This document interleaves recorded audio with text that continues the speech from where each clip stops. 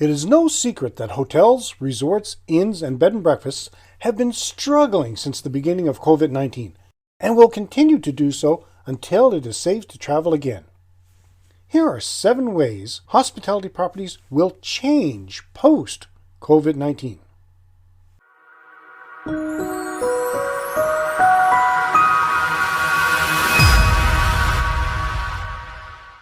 Welcome to another edition of Hospitality Property School. I am your instructor, Jerry McPherson. If you haven't subscribed yet, do it now. And make sure to hit the little bell so you'll be informed when I upload a new video. You won't want to miss anything I designed especially for you. No matter what your current status is, hospitality properties will need to adapt quickly to meet consumer demands regarding COVID-19, especially if they want to benefit from the likely travel resurgence in later 2021 and beyond. When it's safe to travel again, there will be a spike in post-COVID-19 travel, and here are 7 ways hospitality properties will change post-COVID-19 in their accommodation operations. Removing and altering touch points. The pandemic has quickened the pace for already occurring trends. For example, more and more people are turning from cash payments and opting to use digital payment methods for in-store purchases. Hospitality properties will need to transform the ways in which guests interact within their spaces. We are going to see an increased use of smartphones to pay for any services or upgrades. Some of these changes will include touch-free check-in systems via guests' mobile devices for amenities and better customer experiences without exposing guests or staff to pathogens. Integrating a hospitality property's app with multiple in-room functions, such as heating, ventilation, air conditioning controls, moving the blinds, and using the TV. Hallways and elevators will experience advancements such as voice-activated controls.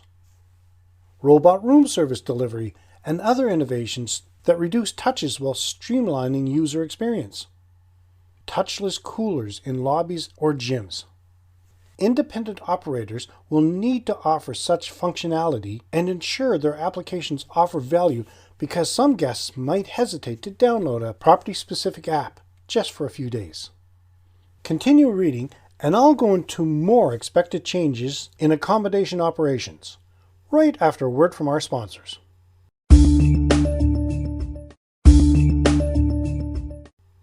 Before the break, I said I would go into more expected changes in accommodation operations.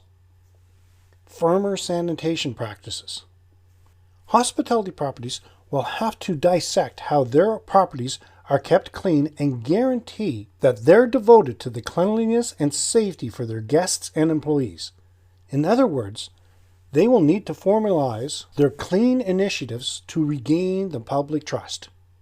This could mean hiring a cleanliness manager who develops plans and trains employees on proper Centers for Disease Control and Prevention approved cleaning procedures to ensure the property stays in compliance with government and health department orders. Owners and managers will also have to include this in their marketing messaging to guests so they're comfortable about their stay and the brand's commitment to safety. Some properties may also consider cutting down or eliminating daily housekeeping services, enhanced cleaning frequency and potency, revising floor plans to keep guests separate, installing physical barriers where feasible, using ultraviolet light and other technologies to increase the scope of cleaning initiatives, removing novelty features such as duvet covers and decorative pillows to adopt minimalistic designs that are easier to clean. Are these making sense? Let me know in the comments. Close spas, gyms, and swimming pools. Gyms, spas, swimming pools, and other amenities are likely to shut down temporarily or be limited in the services offered, such as designated time slots for guests to use the facilities. Cleaning and disinfection times will need to increase before these services are reintroduced. Temperature checks. Some hospitality properties will require temperature checks before being allowed on-site. This could include thermal cameras or infrared thermometers at reception desks for guests and employees to monitor any fevers. Social distancing and masks. Many properties have asserted that they will impose social distancing by removing chairs and placing markers to help keep guests apart, along with requiring guests to wear masks in common areas. Reduced restaurant services. Many properties have closed or controlled their food and beverage services by redesigning their restaurants to sit down with spaced seating, adding antimicrobial surfaces and other attributes intended to reduce viral conditions, and providing QR code-based menus. Some are offering pre-made meal boxes, which can be an alternative when nothing else is available. Others have opted for grab-and-go food stations that can be operated with or without an employee.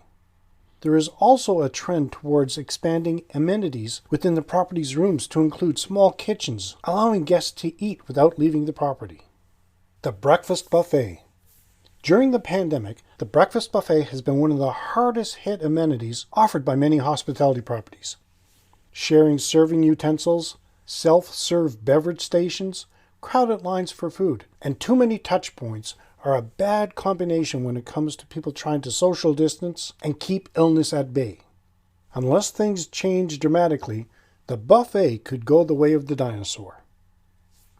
There are 7 ways hospitality properties will change post-COVID-19. But if you are a member of the Hospitality Property School Group, I'm going to share how some hospitality properties could reintroduce their buffet services. In conclusion, even after COVID-19 fades, health and safety concerns will continue, and hospitality property brands will want to avoid becoming a hotspot for any type of contagious disease such as flu or a norovirus.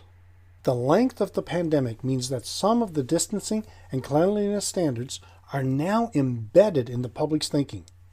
You, as a hospitality property owner or manager, must accept this reality and proactively shift your thinking when it comes to cleanliness, social distancing, and the ways guests will expect to travel in the future. Have you considered any of these changes at your property?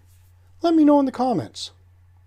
You're going to have access to this episode for the next 6 weeks, and then it's gone. It's locked away in the vault for Hospitality Property School members only. If you're curious and want to see all the valuable material you would have access to as a member of the Hospitality Property School Group, check out the short video in the episode post show notes. In the next episode, I will talk about how to manage your cash flow.